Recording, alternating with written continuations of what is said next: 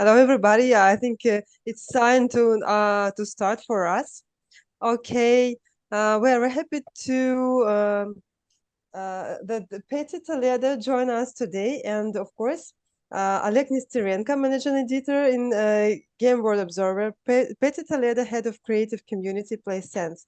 Hello, guys. Hello, how are But you? also, Marina, sorry Yes. to intervene, but also ambassador for women in games, correct? And leader Yes. of the International Game Developers Association. Now I that our used to, viewers have a full picture. I used to be one of the leaders of IDDA. I haven't done much for IDDA for a while, but I still do mentorship for them. But yeah, one of the ambassadors from the many ambassadors from Women in Games. But yeah, one of them. I do a lot. A truly multi-talented person, Patty. So good to have you. Thank you for finding time to be with us. Thank you. Thank you. I'm happy to be here. Thank you for inviting me. Sorry, Marina. Like today is gonna be that day that we're gonna be interrupting and saying sorry every 2 seconds. I Oh, talk don't too worry. much. When the dialogue is so funny, so good. It's very good, of course, instead of some boring interview and when you are alive, almost we are in person. I feel like this one. And okay, Petty, thank you for joining us. It's really amazing to have you here, and we have a lot of questions, but I'd like to make some structure. I believe we can do it, and to be very serious at the beginning, and after it we can have some fun. Of course, yes, thank you. Eva, And I cannot stop smiling. I'm sorry that people told me I have problems because I'm always smiling. I don't know. Sorry. Oh, yeah, but the I wish answers will everybody be had that serious. problem. No need, okay, no need. okay. But the answers will be serious. I promise, Marina. I promise. Thank you. And our serious topic for today is what it takes to build a strong and cohesive team. So we have some questions. I'm sorry, again, like an apology. And it's good that we are interrupting and apologizing because that's what I think all about, like teamwork and how teams function, right? And that's something we're going to be discussing today. Patty, if you may, just several words about your background, because I know that like prior to video games, you were part of the music industry and worked with like Metallica and Iron Maiden. Yep. So just several words about your path that started in Brazil and now you're based in. I'm in Ireland at the moment. Yeah. I started my career 32 years ago, and I started with music, and did everything in music. Started as a translator and personal assistant, then went to producer, worked as tour manager. In music, it's very similar to games. When you want to start a career, you start doing everything, and then slowly you find your path on where you're supposed to build a career in. And I worked with that for almost 20 years. But because I have a problem, I always work way more than I should, and I always had more than one job. So parallel to that, I worked with technology as well. I worked with IBM for a long time. That's the boring side of things, but music doesn't make as much money as people usually think. And then I went for movies and theater, and then ended up in games because of a game idea that I had that went terribly wrong, but the career didn't go terribly wrong. And I have been No working with regrets. games. Yeah, no, things happen for a reason. And now I have been working in games for a bit over 10 years. But yeah, and I work, if you like heavy metal from the 80s and 90s, I worked with pretty much every heavy metal band that everybody loves, which usually drives people mad because they go, this one, yep, work with them. Like, "Ugh." Yeah, but pretty much every rock band and heavy metal band from 80s and 90s. What a cool background. And also, yeah, I mean, that's what's great about this industry, right? Like having people like yourself on board. Marina, It is a very diverse it industry is, to yeah. begin with, because you have I think people have the wrong misconception that they think when they start working in games, that they think to work in games you have to either be a programmer or a designer or an artist, otherwise you don't have a career. No, there is a space for everything.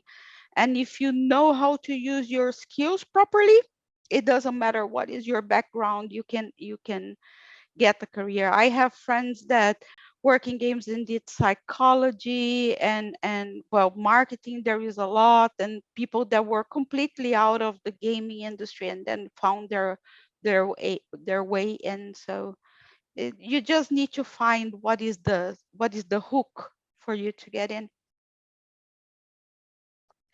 Okay. Marina, we can go to our serious questions, I think. Okay. Yeah, yes, of course I have a serious question, such as what are some key factors that contribute to build a strong and cohesive team? And maybe here we can start to start discussion. What is a strong and cohesive team, on your opinion? I think the key thing, the base of everything, because if you're gonna build something, you have to think it as building a house. You have to have a good structure before you're putting anything in it. And I think, and this is personal opinion, people can fight me on that, but for me, to build a cohesive and well-structured team, you have to have a cohesive and well-structured company culture.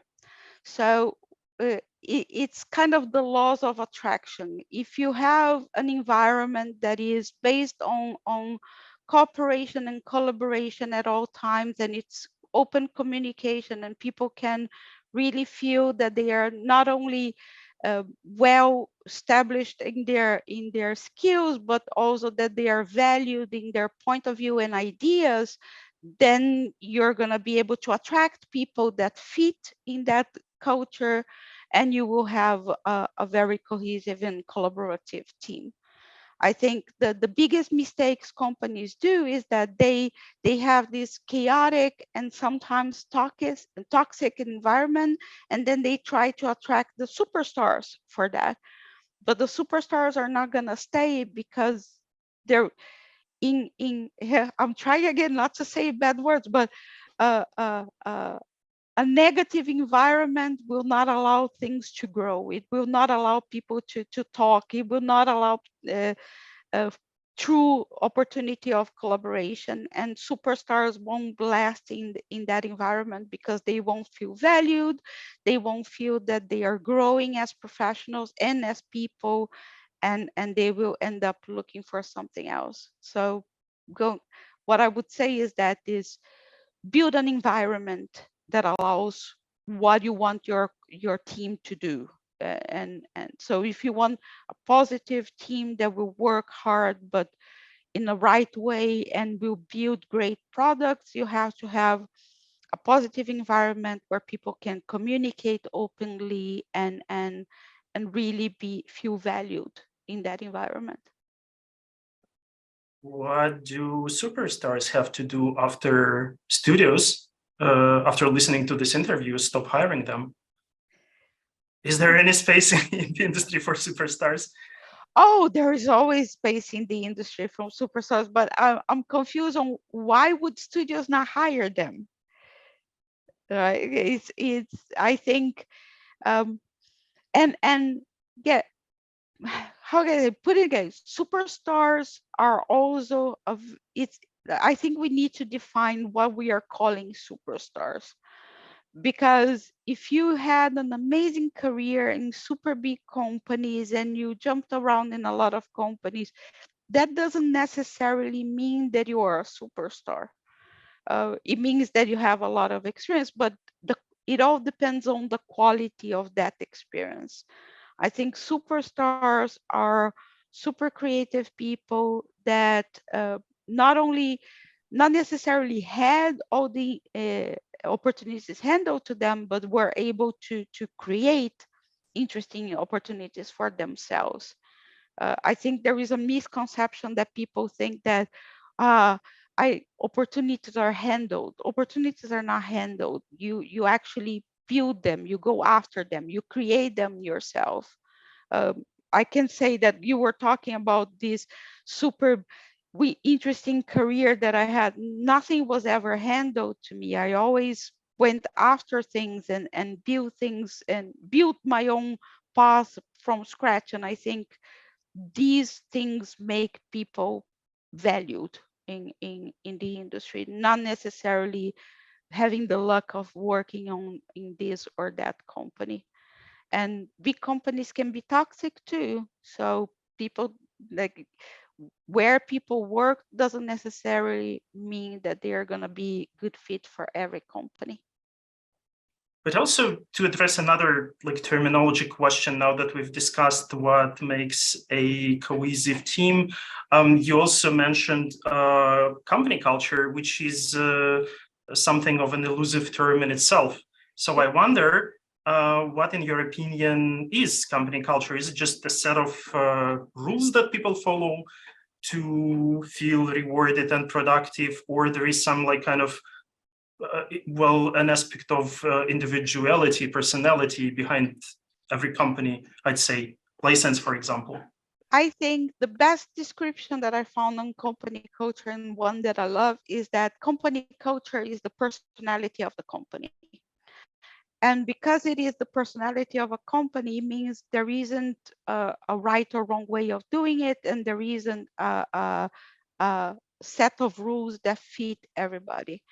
And it also quite flexible. I think there is a misconception that think that if I do these rules where people work less per day and they have more free time, and we do games on Friday and pizza Friday, they are gonna be super valued. Like, yeah, that helps, but it doesn't mean anything if your managers are stressing your team out, if people are not being heard at any time, if they are isolated in any way. Then you don't have a company culture. You have a toxic culture where you're giving pizza on Fridays. It's something else, right? I think there is, unfortunately, in the latest years, there have been so much pressure on companies to create company cultures, because then having a positive company culture became a marketing Yep. tool to say, oh, our culture is amazing, and this is a marketing tool. Culture is not a marketing tool. Culture is something that you establish first to be able to create a long-term company that will work well together. And that doesn't mean that you're not going to have problems. You're dealing with people. If you're dealing with people, you're going to have problems. There is nothing you can do about it, but it's how do you deal with those problems? How do you uh, uh, tackle these problems in a way that you're not being toxic or creating more toxicity in the team? And it is a living thing. I think that's the better, as that's why I like the definition of personality, because culture is a living thing. You're constantly working on that. You're constantly learning from your team, and that's one key thing, is learn from your team. Culture cannot be something that I say, oh, like now you need to do A, B, and C because the company is telling you that you have to do A, B, and C. It has to be a give and take. You have to tell also your company what do you think is good, what do you think is bad, how can we improve. And especially when we come to talk about having diverse teams, it makes it even more complicated. You can't have a uniform culture for a diverse team, because you're pretty much putting everybody in the same box and forcing them to adhere to that. That being said, there are common sense is always very useful, right? And common sense says you shouldn't treat be rude with your colleagues. You shouldn't be disruptive if you can. You shouldn't be toxic in any. And when I mean toxic, like you shouldn't say bad things and be negative. And there is way to criticize without criticism is good when it's constructive criticism. Constructive feedback is good. But if you're gonna do it to tear people down and gaslight people, no, But this is also common sense. No company should allow that. In this time and age, we can all agree, right, that having harassment in any way, shape, or form is not acceptable. It shouldn't be something that you need to put in a company culture Bible for people to understand. So I I'm not sure I actually answered the question, but I would put it that it's a living thing that you nurture. It's like taking care of a Tamagotchi Right. as a group. But Betty, maybe you have some tips how to deal with toxic people or There are toxic some. companies. What Yeah, when how to you deal with? have a full toxic company, it's complicated. It's like saying you have a full infection and try to figure out where that. First, you have to figure out where that came from. Where did it start? Is it a historic thing? For a lot of companies, it is times changed.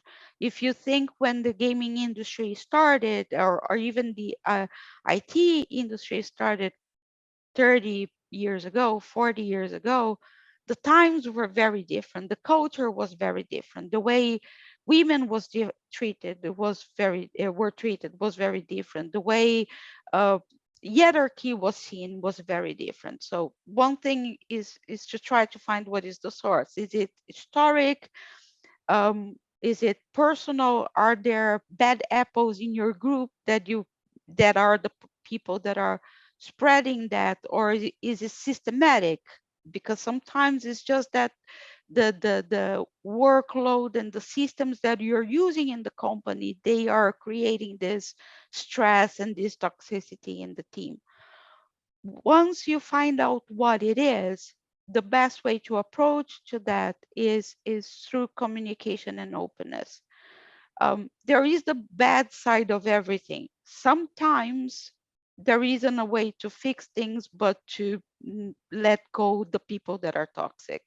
Nobody nobody wants to lay off people. Believe me, it's the worst thing ever. It destroys the not only the person that is being dismissed from the work, it destroys the people that have to dismiss too. If you have your heart in work, dismissing people is absolutely heartbreaking.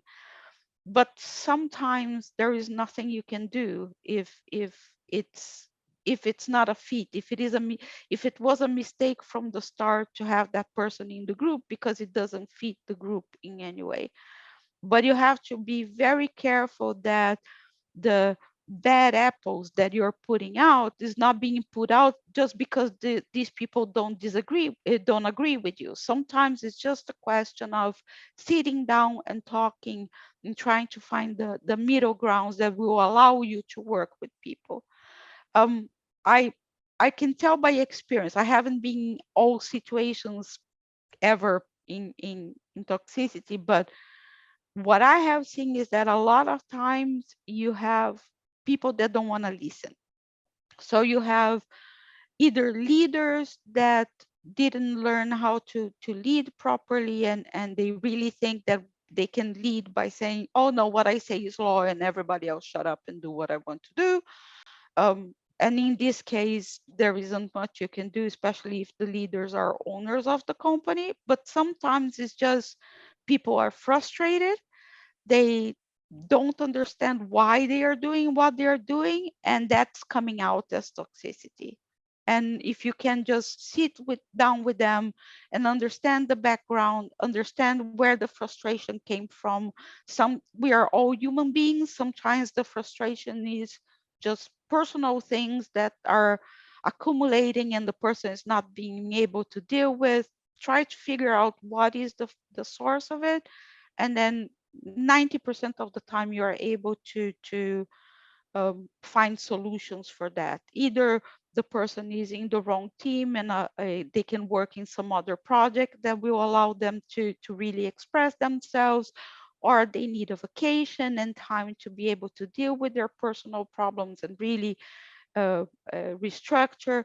Sometimes people need therapy and they need time to think, to talk to you, or as we were talking before the official podcast started, sometimes people need to vent. They are frustrated and they just need to have a weekly place where they can complain about everything and put it out so they can deal with stress in a better way. We need to remember that we are not machines and we don't always react exactly the same way.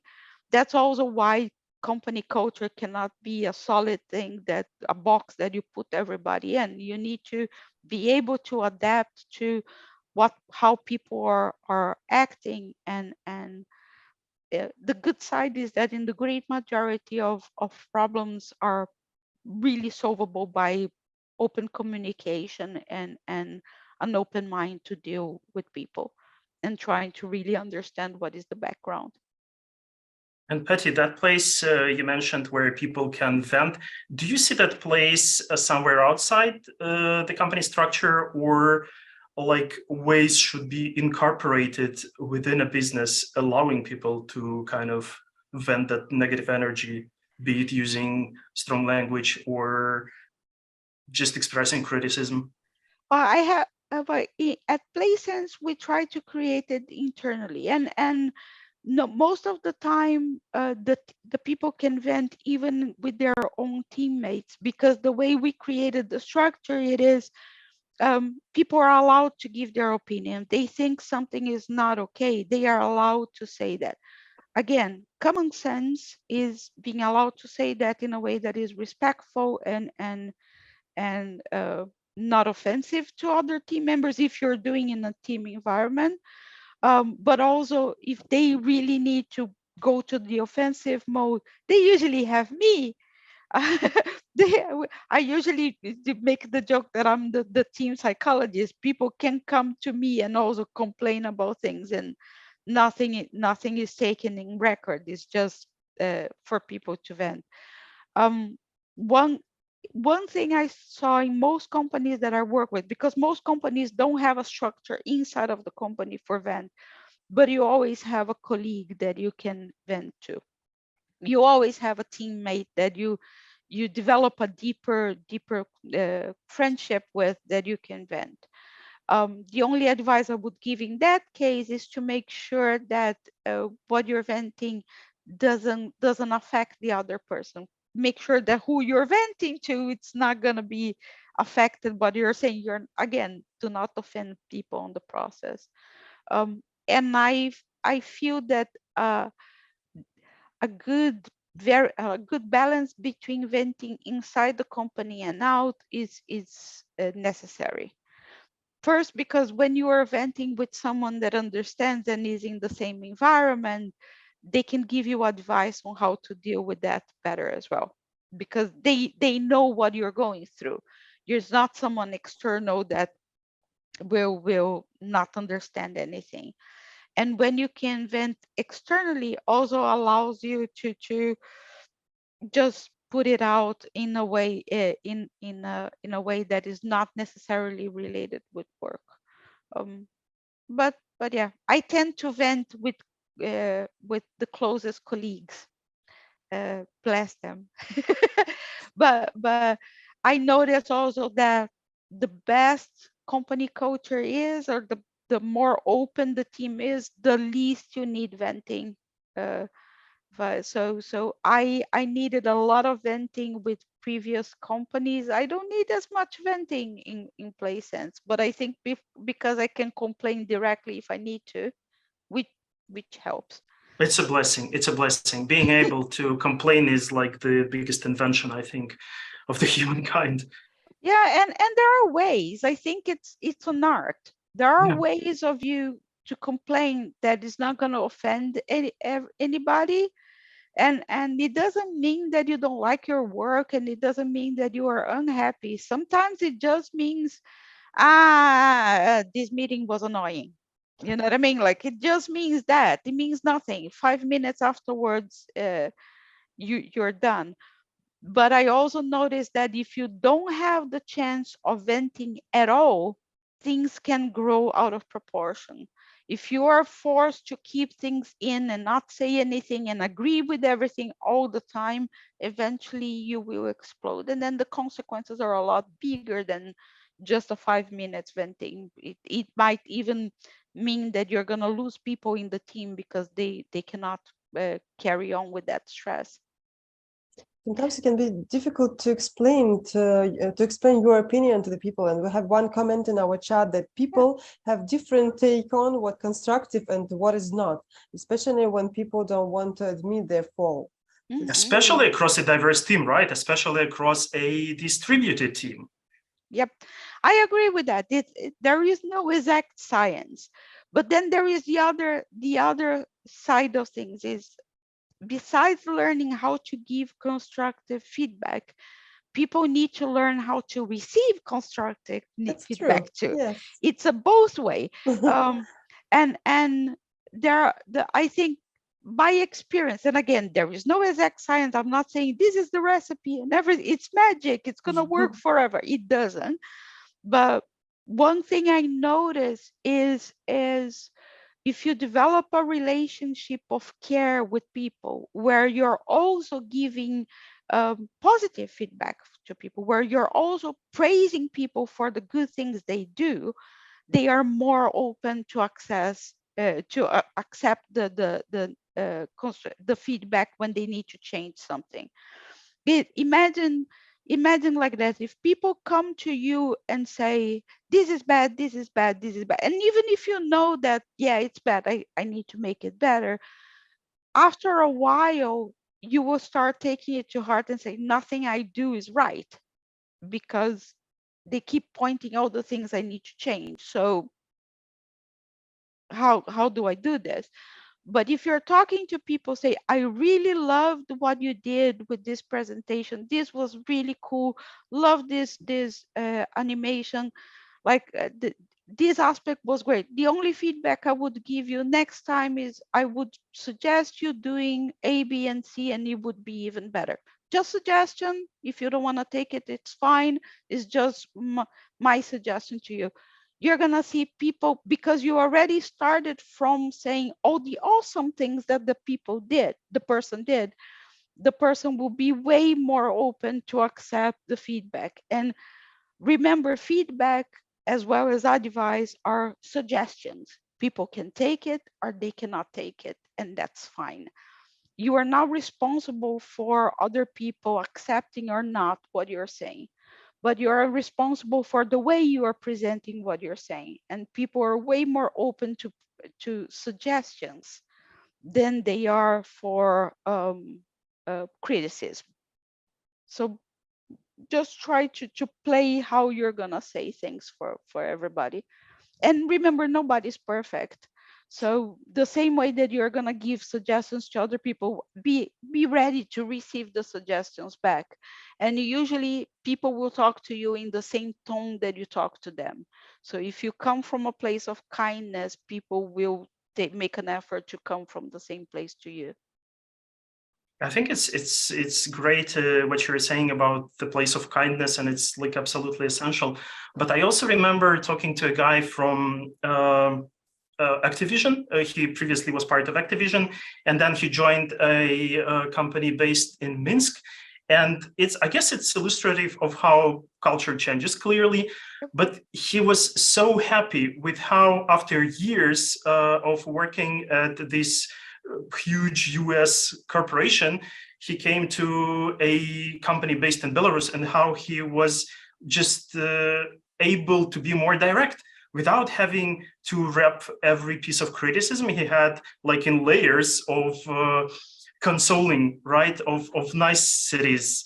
He just was able to go straight to business and basically say, do this, or like change this.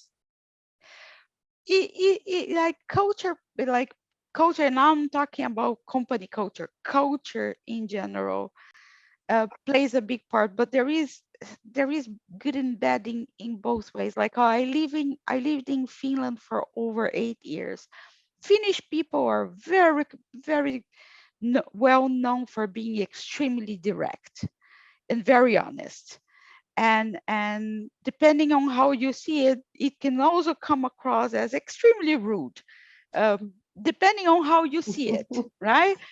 They are not, especially because Finnish people have no expressions. So if they're telling you something is bad, then they have the poker face. It's like, oh God.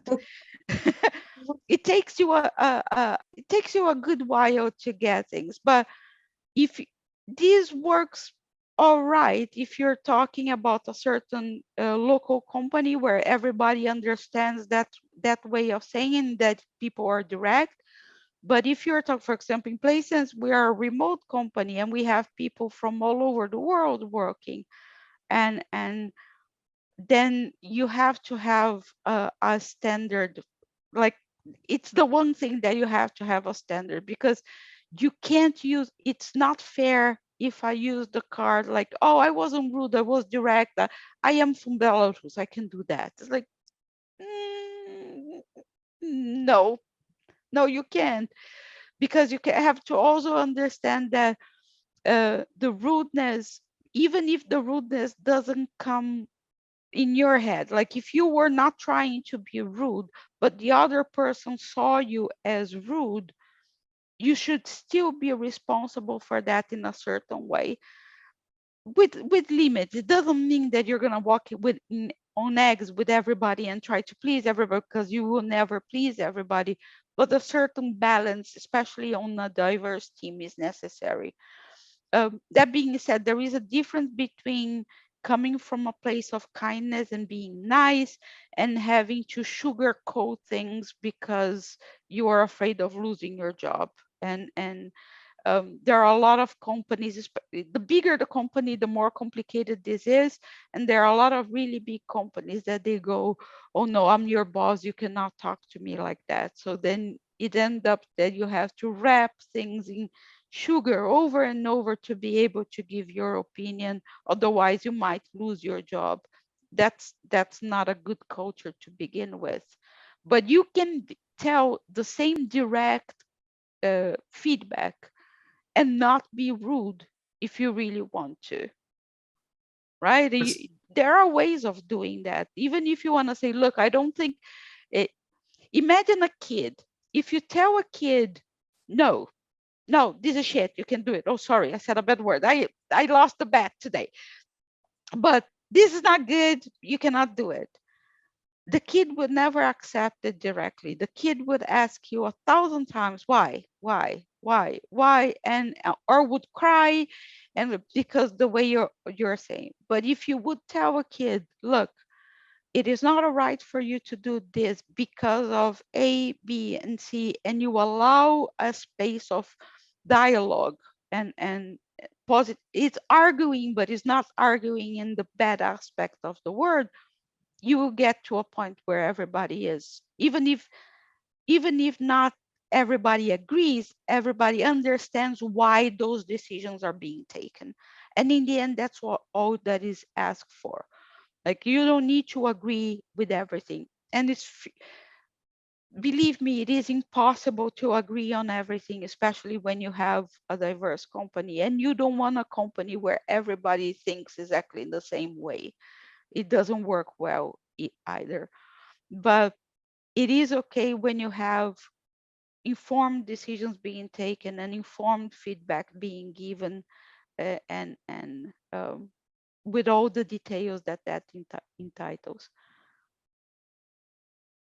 Make sense? Again and again, we are getting back to the notion of just having common sense. So that's probably the biggest methodology and strategy, right? Yeah, that people should embrace. Funny enough, it's harder to do. It's easier said than done. You would be surprised how difficult it is for people to have common sense, especially when emotions are involved.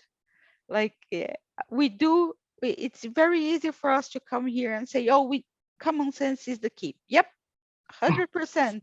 But then get stressed, get angry, get emotional about anything, and you're gonna see your common sense go right out the window immediately. That's why it's a constant exercise. That's why it's a constant learning, because if it was machine, if we were machines, that would be the logic and it would go, but we are not. And we don't always make sense, even when we try We to are make not sense. machines, and we are not building machines, and like music or video games are creative industries, and people are just so passionate about it. So, and well, passion always comes hand in hand with like emotions, and sometimes they're negative, right? Yeah, and also that if we go on the product, even the emotions that you want to portray for your players change inside of the team. If you get a game company and ask different team members what kind of emotions they want to their players to have, I bet that you're gonna have at least 10% of different answers, and they are working on the same product. So that's why you have to communicate all the time, because people have different point of view. They might have the same goal, or hopefully they all have the same goal, but the path that they want to go through to get to that are very different.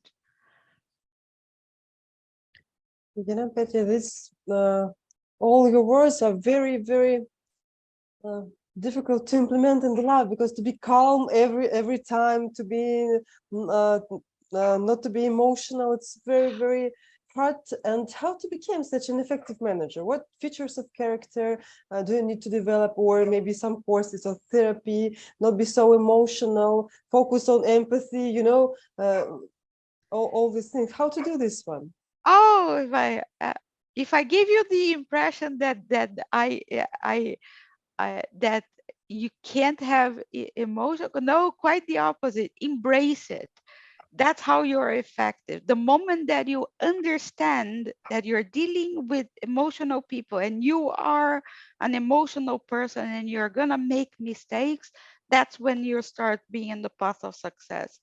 Like, oh, I make mistakes every day. Every day I go, oh man, why did I do this? And try to, but it is a place of acceptance. Is that if you think, if you come from a point of view of, oh no, I'm controlled, I know what I'm doing, I'm the leader here, follow my path, you're already started wrong, because then it's a dictatorship. You are actually imposing your point of view of how you are doing things to everybody else. No, it's exactly the point of saying, uh, I have my opinions, my background, and my experience, and the way yeah, I am. Well, I hope I am an effective manager. It's like, you have to bring my team and ask them if I am an effective manager. But the way I try to be an effective manager is being open to them and allow them to talk to me at all times. So every meeting, every project, everything that we're doing comes from a place where we're all equals, we're in the same level. It doesn't matter what is our position. We're all working together for the same thing. How are we going to achieve that? And then compromising together, communicating all the time.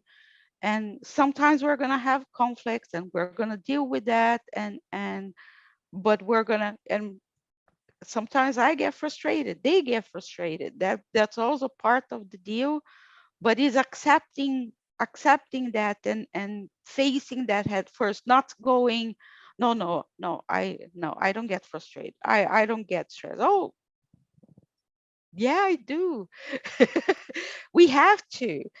Imagine we are 90 people in PlaySense now, not counting the external people as well, not the vendors, but it, dealing and everybody from everywhere in the world, from different backgrounds, different cultures, different experiences in life, different ways of talking.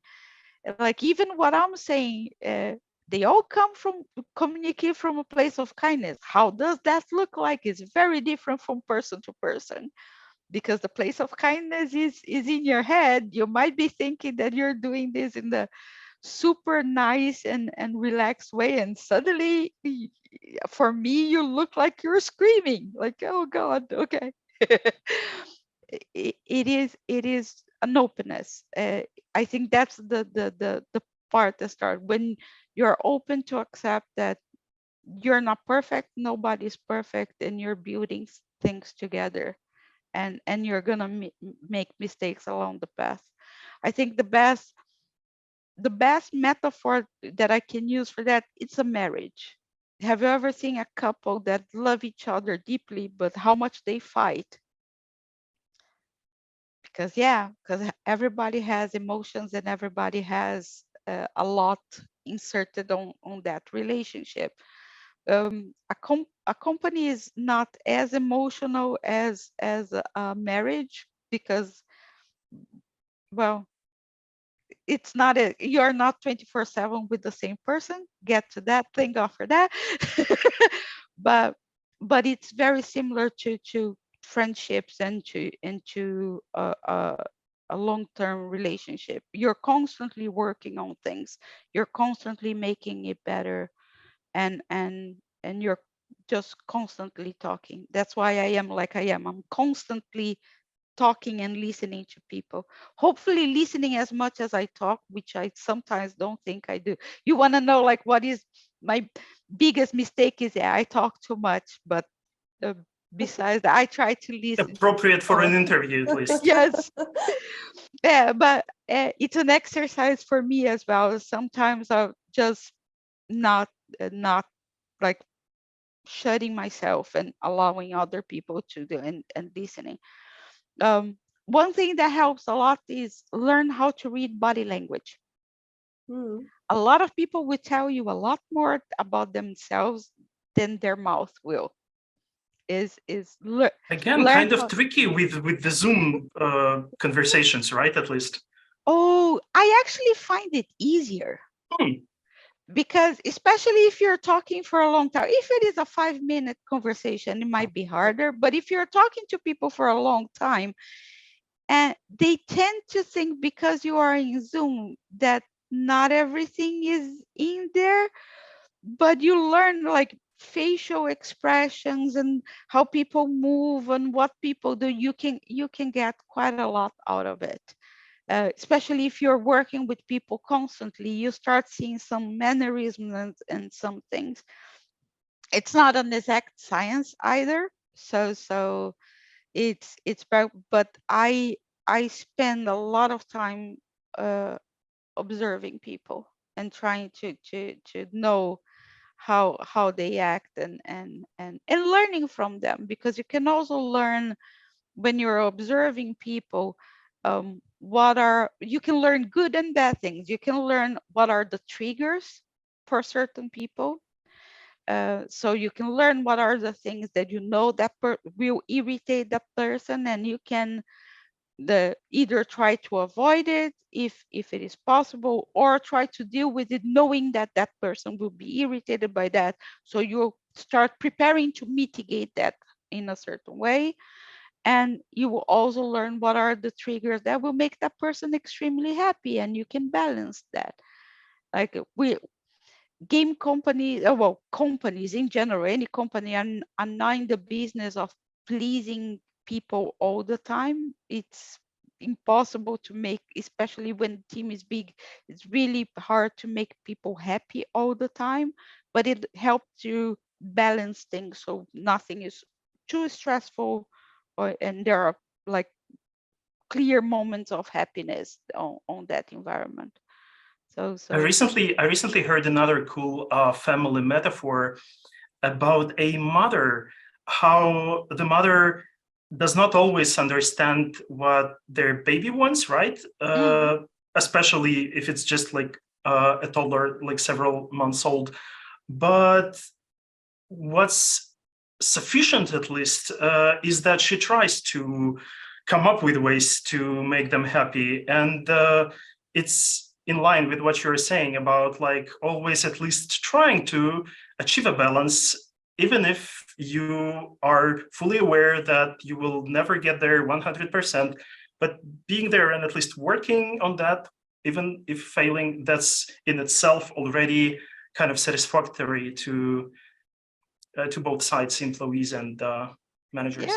that's it. Like, tell me, we are never going to achieve perfection in anything, not in product, not in relationship, not in culture. never. We are imperfect by nature.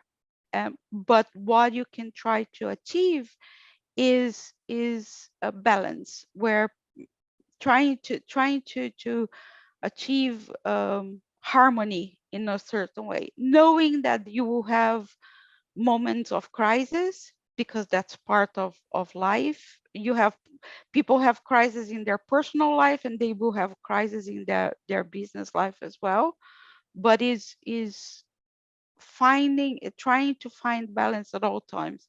That's why I agree, man. It's really hard. It's really hard to give like do A, B, and C and you achieve D, because there isn't A, B, and C that achieve D.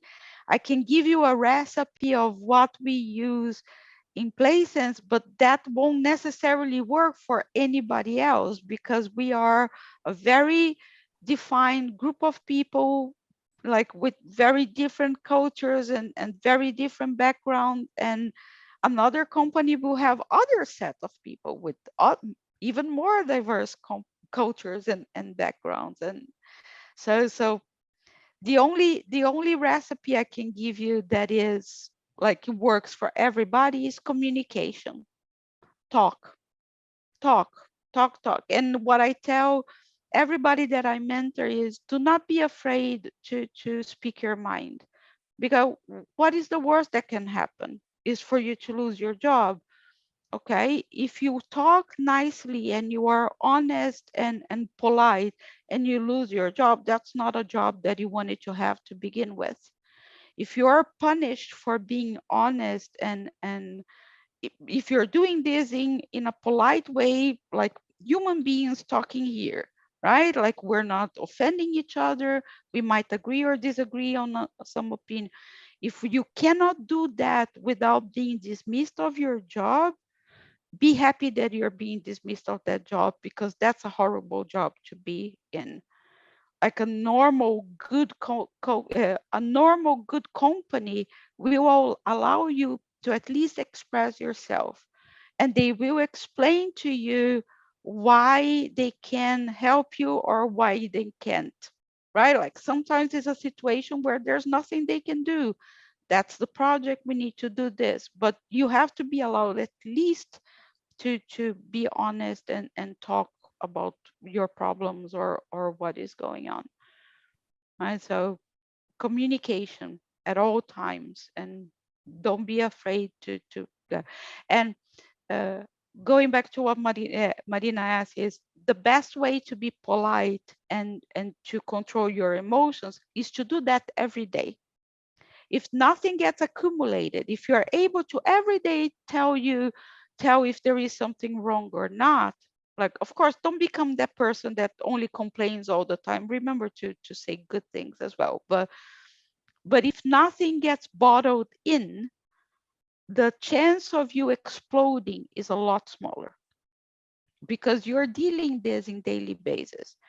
Usually when you see people exploding is because they are holding on all their frustration, all their stress, everything, and never communicating anything. And then when they do, they are emotional, they scream, they shout, they cry. And then it puts in a situation that you go, how do you go out of this? How do you deal with that? But if you are constantly communicating, even if you are irritated, your irritation will last 2-3 minutes, easy to deal with, and in the end you're laughing and it's all good. Again, So that's, yeah. Again, like marriage. Look, couples when they are mad at each other and they never talk, eventually they're gonna explode and say the worst things to each other that you can't go back anymore. That like the most rude and cruel things they can say. But if they are constantly talking, they have no reason to explode that way, and nothing, and they are always rational about what they're saying.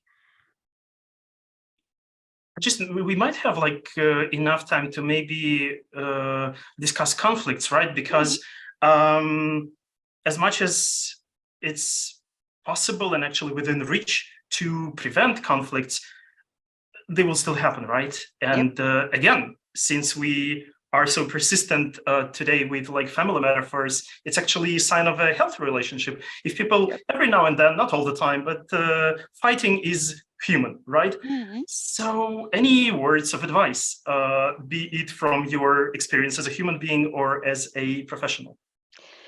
I would say, as if you're not the person involved in the conflict, let's imagine there is a conflict in the team, but you are the manager that is trying to revert this. First of all, the first advice I give is do not go to that conversation. It, don't be partial at all. Try to be as neutral as possible, and don't go to that conversation angry. Someone in that room has to have a clear mind and a neutral stance. And you are the mediator. Then the person who has a clear mind and is not stressed about it all is the person who has to be the mediator and allow each side of the conflict to talk and express themselves and try to find a middle ground for solution there. Sometimes the solution will not be found at that place and time. Sometimes people have to walk away, cool down, think, and then come back and find the solution. But at least you need to have a place where it's almost like a therapy session. People have to be able to talk and express what they're saying, like is their problem, each side of the coin there, while there is a neutral person mediating that. The biggest mistakes I have seen in conflict management is when everybody is angry, everybody is involved, and everybody is screaming at each other. You're not going to get anywhere in that. The best ways that I have seen people dealing in this kind of situation when there isn't a mediator or everybody is hot-headed, everybody is angry at the point, is to say, okay, let's stop this here. Let's talk tomorrow. Sleep on it, organize your ideas, write down if you have to. Let's put in the paper everything that is annoying you. Let's come back to this tomorrow and see the list and see how we can deal. Sometimes that's all you need to do is to go away and have a night to rest. It Moms know best, and it's like having sleeping for one night before you come back and solve things sounds like a simplistic way, but it really does work on that, because it just means you need to go out of that stress place. You need to go out of this angriness to be able to see things clearly, even for yourself. How many times have you been so angry that you don't even know why you're angry about? You can't even vocalize what, like, putting words how angry you are and what is annoying you. So you need to go back down out of this place to be able to really express and do. At least having words, right? Because Yeah, communication requires them. yeah. A lot. I developed. This is a personal technique. That's nothing to do with the team. That's something I do. But I have a personal technique that I do. That every time I feel that I'm getting extremely irritated, I stop talking. And I don't talk anymore. I will go for everything, and I need 5 minutes out, and then when I'm not angry anymore, I will come back and say, okay, you said this and this that really really annoyed me, it really hurt me. Can we please go back to that? Why did you say that? Like I don't agree with this and this because of A, B, and C. Why are you thinking that? But it's just taking that step back and thinking, and sometimes it's even thinking, is this a fight I want to pick? Because sometimes we're picking fights on things that either are beyond our control, or we also don't know have a solution. How many times we get irritated about the situation, but we don't know how to make it better either. So is it a fight you want to pick?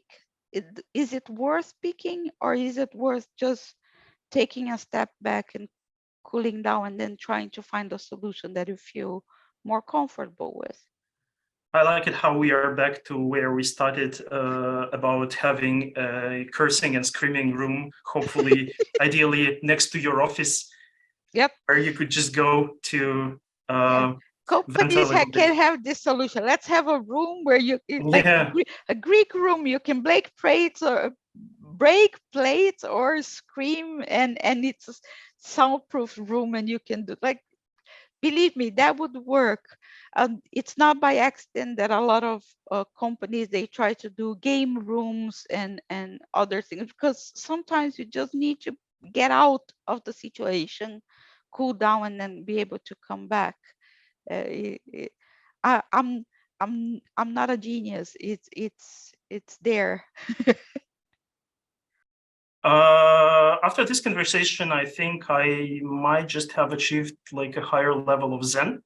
If I already wasn't working at the best company in the world, which is WN, which is working on the conference that you, Patty, will be soon participating in, I would have absolutely loved working for you, I guess, at PlaySense. What you're saying is amazing. Thank you. And again, we're learning every day. Like I think we are in the right path on the culture that we are building and the kind of company that we are building.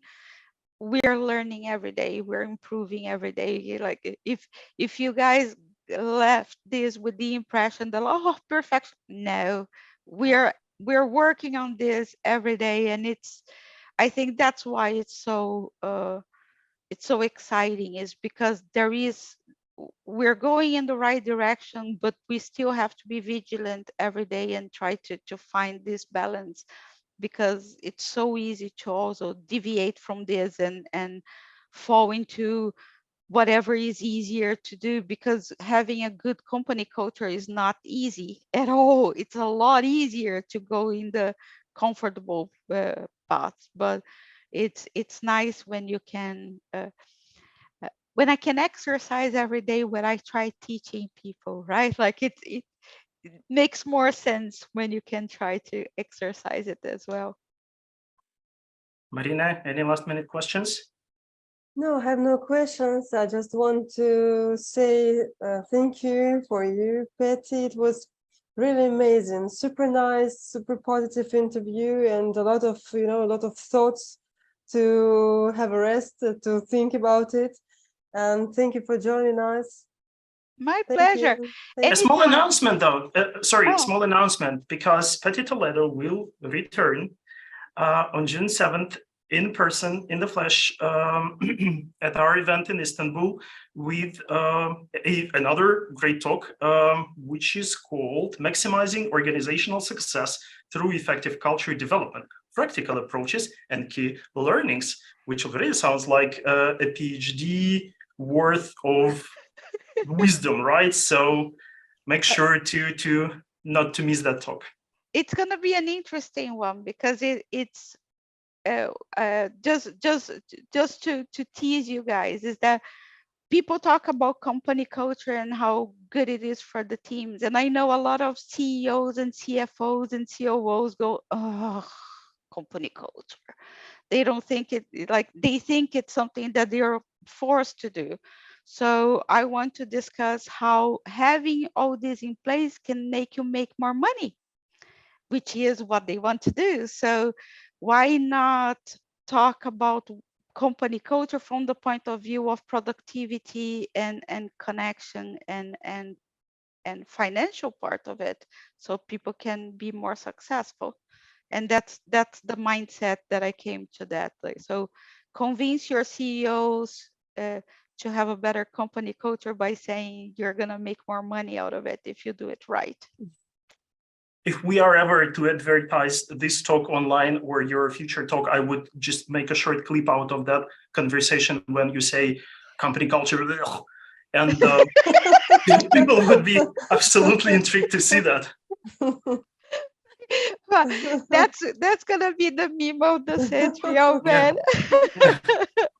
Thank you so much, guys. I really enjoyed it. And I see you in Istanbul. Some of us, at least, yes.